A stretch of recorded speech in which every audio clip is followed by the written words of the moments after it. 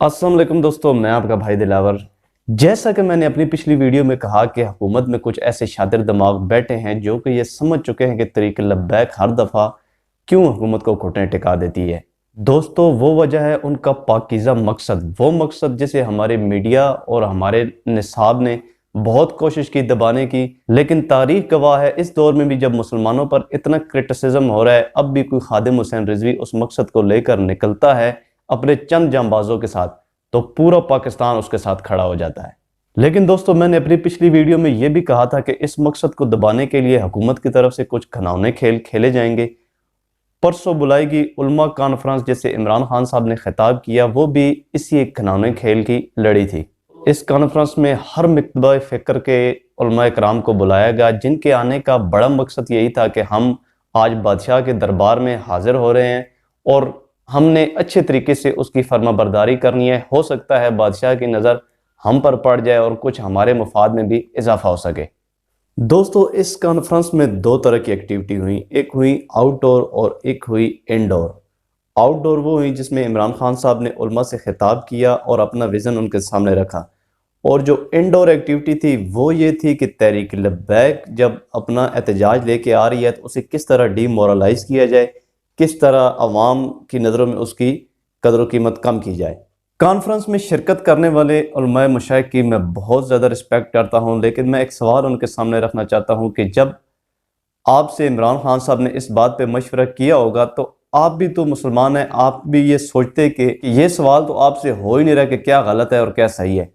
आप उनसे ये पूछते कि आपने एक जमात से कुछ अरसा पहले एक मुआहदा किया, एक वादा किया। आप उनसे पूछते कि आपके वजीर मजहबी अमूर नूरुल हक कादरी साहब के दस्तखत मौजूद है मुआहदे पर, जिसके तहत आपने कुछ वक्त मांगा फ्रांस के सफ़ीर को निकालने के लिए। अब उस जमात के पास क्या हाल रहता है? आप उनसे बात भी नहीं कर रहे। नूरुल हक कादरी साहब जहाँ इतने उलमा को बुला रहे हैं, इतने से बात कर रहे हैं, तो आप उनको बुलाकर उनसे भी तो बात कर सकते थे।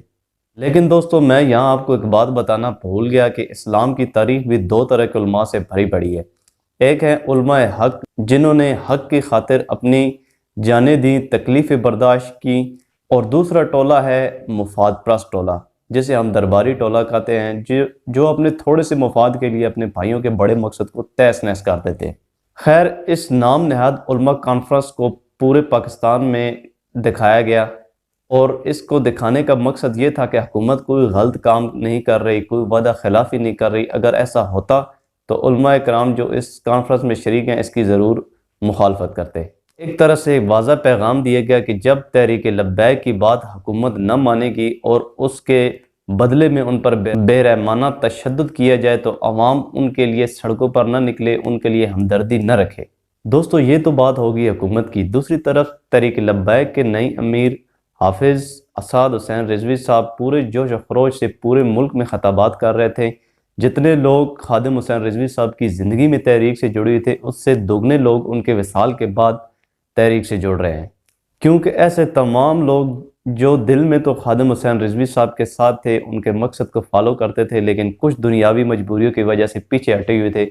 लेकिन उन्हें अब एहसास हो गया है कि हमारा मकसद भी यही है और हमारे मकसद तक पहुँचाने वाली तहरीक भी यही है, जिसकी वाज़ह दलील रजिस्टर शुदा कारकुनान में बदतरीज इजाफा है। उस दिन मैं हाफिज़ साद हुसैन रिजवी साहब की तकरीर सुन रहा था। उनके तकरीर में मौजूद जज्बात और दानिशमंदी देखकर मुझे बहुत अच्छा लगा।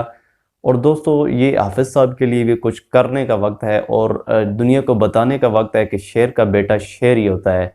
इंशाअल्लाह वो आगे निकलेंगे और पूरी तहरीक एक चट्टान की तरह उनके पीछे खड़ी है। आखिर में तहरीक के कारकुनान के लिए मेरा एक मैसेज है कि दोस्तों, तहरीक तो हमारे लिए बहुत कर रही है और क़यादत भी बहुत बढ़ चढ़ कर हिस्सा ले रही है, लेकिन हमारा भी काम है तहरीक के शाना बशाना चलना और खादिम हुसैन रिजवी साहब के मिशन को फॉलो करना।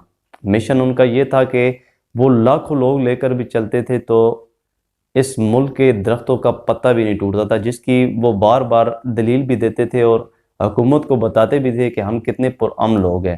क्योंकि आपको पता है कि हुकूमत हर वक्त ये साबित करने के चक्कर में होती है कि ये लोग दहशतगर्द हैं, ये लोग फसाद फैलाने वाले हैं, शर पसंद हैं, लेकिन अपने पुरअमन रहने की वजह से खादिम हुसैन रिजवी साहब ने कभी उनको मौका नहीं दिया। तो ये पहला मौका है कि उनके बगैर ये तहरीक निकली है, तो इंशाल्लाह उनके मकसद को फॉलो करना है और मुकम्मल पुरअमन रहना है, क्योंकि ये हमारा मुल्क है। ये रोड्स, ये अमलात सब जो हैं ये हमारे अपने मुल्क ही हैं।